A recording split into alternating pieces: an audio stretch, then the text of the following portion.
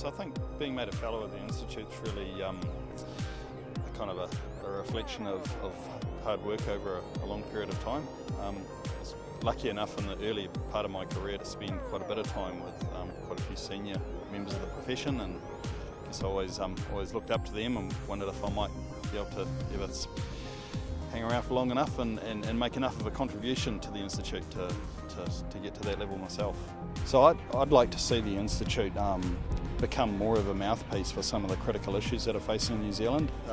Issues like transport, housing, urban intensification and coastal resilience, which I think are all critical issues for New Zealand at the moment, and landscape architects are working across those areas consistently.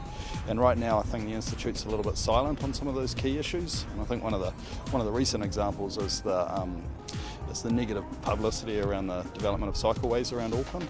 So I'd like to see the profession become broader and take in areas particularly around urban design, where I don't think we've claimed that space as well as we could have. I think we give over a lot of the voice and a lot of that work to people like traffic engineers and planners who I don't think are as well placed to claim that professional space as we are. It's a really pleasing compliment from my professional peers that they're saying that the work I've done over quite a long period of time now is actually seen as being valuable. So yeah, naturally I'm delighted to have been awarded a fellowship. The Institute's this strange mixture of collegiality and education and a little bit of recreation and fun thrown in.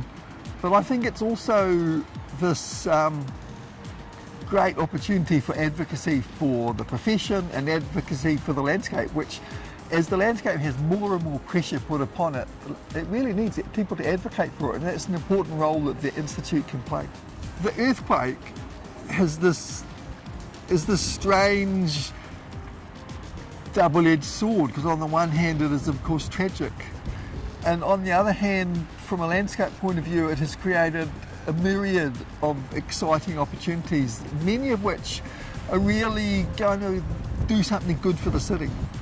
And so I think that there's been tremendous things happened in Canterbury recently through the Agency of Landscape Architecture in terms of creating a much stronger, a much more pleasing, a much more sustainable environment, and I think that's really good, and I think it's all to the credit of landscape architecture in this area.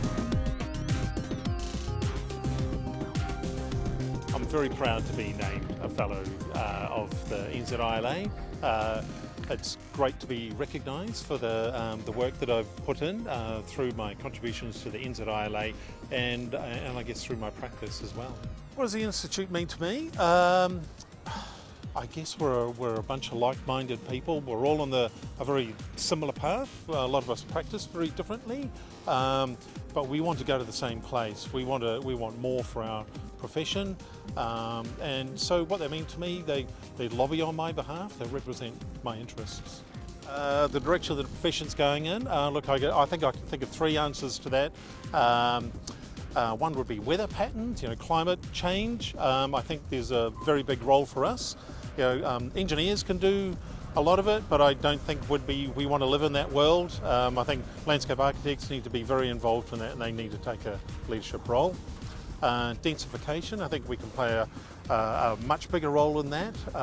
We're becoming increasingly urbanised, and with that becomes livability of our cities and transportation, and I think we've got a huge amount to offer in that arena.